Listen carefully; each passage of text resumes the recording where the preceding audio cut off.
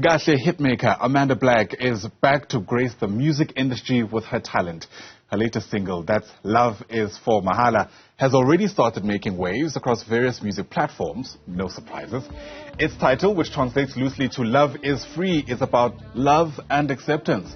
And this comes ahead of the release of her fourth studio album on the 18th of this month. For her work and perhaps the journey ahead, Amanda Black is with us in studio on the AM Report, and it's so lovely to have you here. Thanks for popping by. Thank you for having me. Good morning. Gosh, where do we start, Amanda Black? I mean, there are so many of your songs. I mean, just before we went for that quick break, I was belting out here, singing to one of your many, many hits. And I wonder, what you reckon it is? You know, I mean, you're known for your soul-stirring vocals, your very unique blend of Afro-soul. But it hasn't always been this easy, has it? I mean, in terms of what? In terms of the journey itself? Music, the journey. Yeah, the kind of attention perhaps that you receive. I know you've been quite vocal about that in the past. Yeah. You know, I guess, Martin, it's part of it. Yeah. But I've come to accept that there's some things that they say is part of it that I can simply just exclude myself from. So I think finding my peace, as they say, like, you know, those words that they use, self-love, self-healing.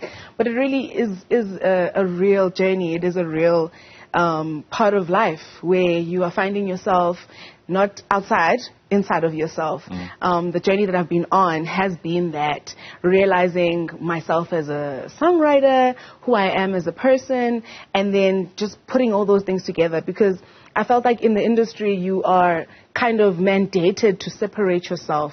You are now Amanda Black. You are now Amanda Anthony. So for me, this journey has really been about collecting all of those Amandas and sort of coming back to Amanda. Yeah. There's only one of me. And who would you say that is? Yeah, that's so profound. Who would you say Amanda is when the lights are off, when it's just you and your music, there's no cameras, there's no Ayanda on the AM Report interviewing you?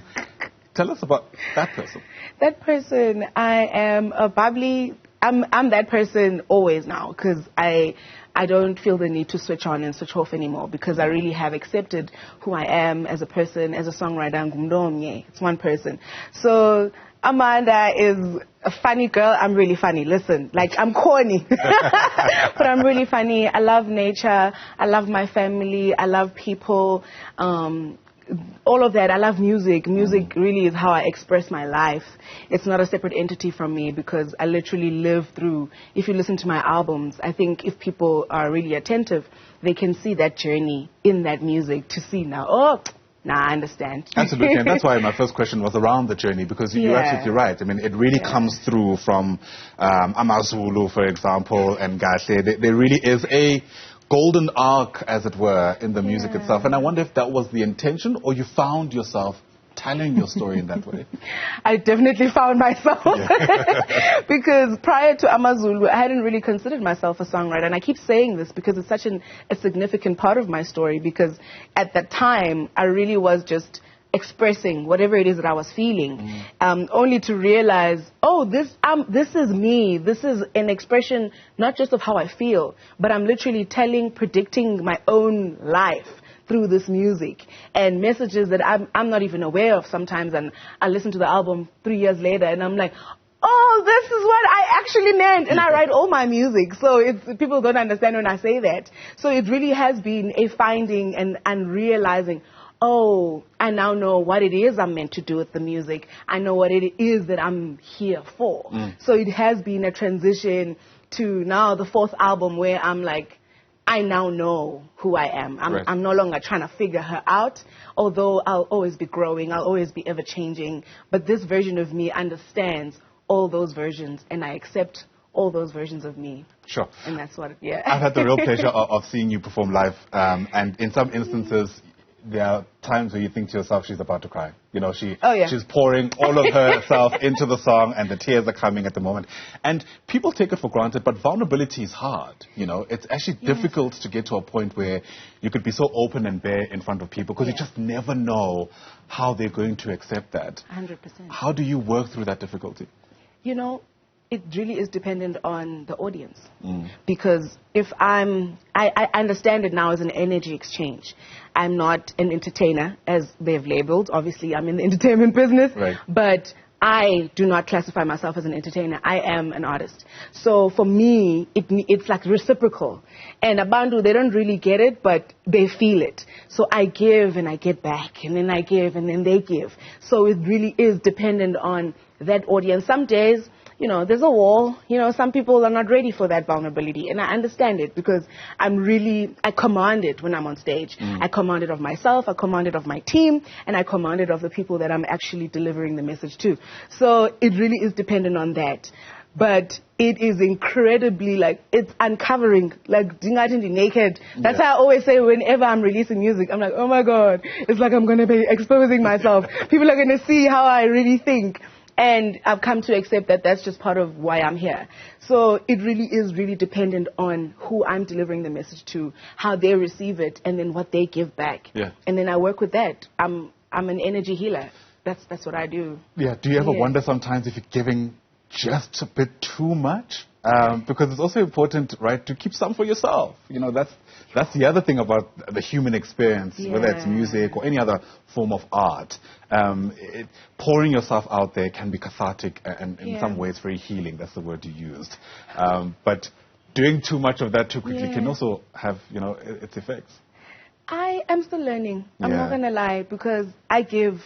Sometimes I'll be like, today I have very little. I'm like, universe, as it says today, it's going to be coming from the bottom of my soul, type of thing.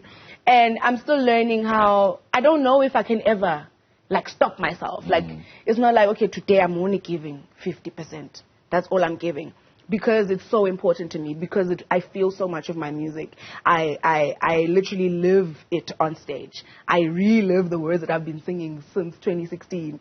So I'm still trying to figure that out. I'm not sure if I'll ever get there. Right. I don't know if I do want to ever get there, because even in an audience, right, there'll be like 100 people. Let's just put that number. And 50 people are not really feeling it. Let's say that. But even, let's just say 60 or 80 people. If I get there and say, today I'm not giving, there's like those 20 people that were really ready to do that exchange with me. Yeah. So I don't know if I'll ever decide, like, no, I'm not giving. Because sometimes I get there and I'm like, I'm on 100 today. Sometimes I'm even honest, especially in my own shows. I'm like, guys, today we are all in this together. We need to do this.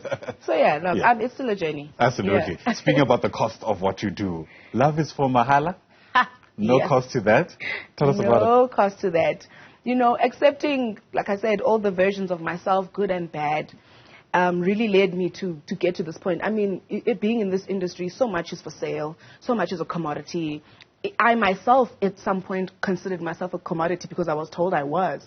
And getting to a point of recollecting all of the selves that I am, I was like, love itself is from the inside. And when I started loving and accepting myself, that's when I realized that love itself is for Mahala. Relationships, whether it's romantic, platonic, friendship, familial relationships, love is actually free. But in relationships, we have made it a commodity. We have made it the thing that we pay for. But if you have to pay for it, it's not love. If it's based on things and it's based on give inner ete, like as they say, then it's not love. Because love is about acceptance. Love is choosing. You choose to love somebody. You choose to give them your energy. You choose to do that. And when you love yourself, then you don't just give it to anybody. Then you understand your own energy. You understand how I love myself is exactly how I'm going to expect somebody else to love me. Right. And when I know that, and now I know. So now I'm like, hey, listen, this does not feel like, it does not look like, it's not it. Sure. Because I know what it is.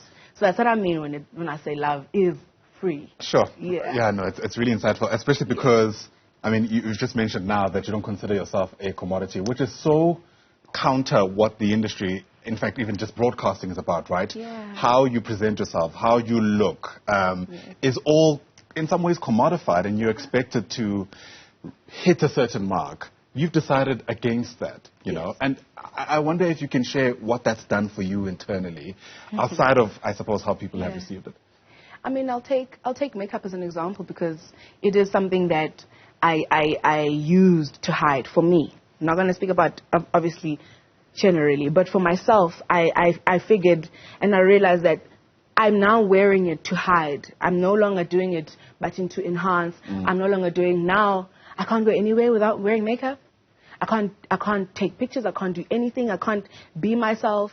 For me, I'm just using that as an example. There's much bigger things.